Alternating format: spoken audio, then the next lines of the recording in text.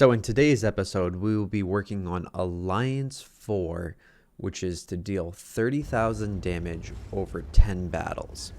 Now this guide that I'm making is not going to be intended for the player that can do 3,000 damage per game or average 3,000 damage per game for tier 10 vehicles or anything in for that matter. This is really going to be a guide dedicated to the people that might be struggling to consistently pull 3k damage games. So I want to go over some tips and tricks that I think might be helpful for the average player. So first off, my number one recommendation is to play meta tier 10 tanks. And the reason for that is you're always top tier. You're going to be fighting typically in higher HP games when it's all tier 10s. Typically you have a higher health pool in general, and the tanks perform better. And if you do get into a tier 8 match, you can typically pub stomp, or you're just at such an advantage that you usually can do pretty well. Some tier 10 tanks I would recommend are the T95 Chieftain if you have it, the Super Conqueror, the M48 Patton, and then I could also see the Badger and E3 being very good for this mission.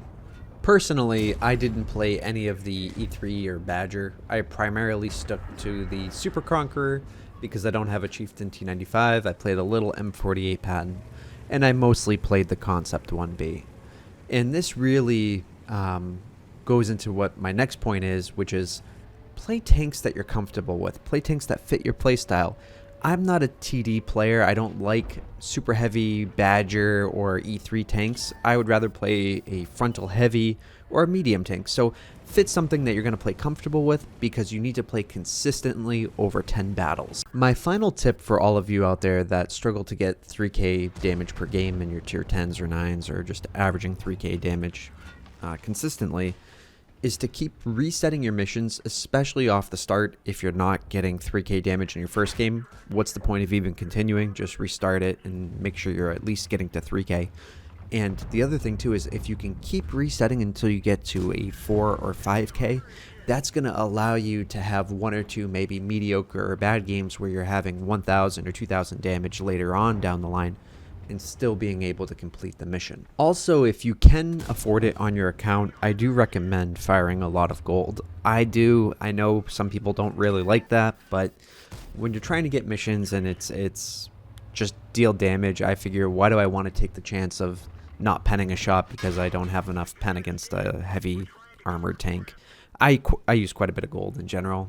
Kind of a scumbag for that, I know, but it's how I play the game. Overall, this was a very fun mission just because it was play strong tanks and deal damage, and you get to play fun tanks. You're not in a situation where it's, you know, deal crit hits or internal crew module damage, which is just RNG and not fun. This is just you playing the game and playing typically pretty fun tanks. Overall, I would just say have fun with this mission, and in general, I'm going to be trying to upload in a definitely more regular interval. I've been a couple weeks away. I have a lot of footage lined up. It's just I've been a little busy with work, and then on the weekends, it's winter. I'm trying to enjoy it. Went on a ski trip, which was a great time, and I'll probably upload a photo and the video of it now, but really enjoyed that, and definitely going to be trying to get into a more regular upload schedule. Definitely the next one, I would say stay tuned for that. That's going to be how to do the crit hit mission for the, I think it's the coalition line, which was very, very painful to do, but I got it done. And if you made it to the end of the video, I just wanted to thank you for watching, and if you enjoyed it, please consider giving a like to the video and subscribing to the channel, as it really helps me out.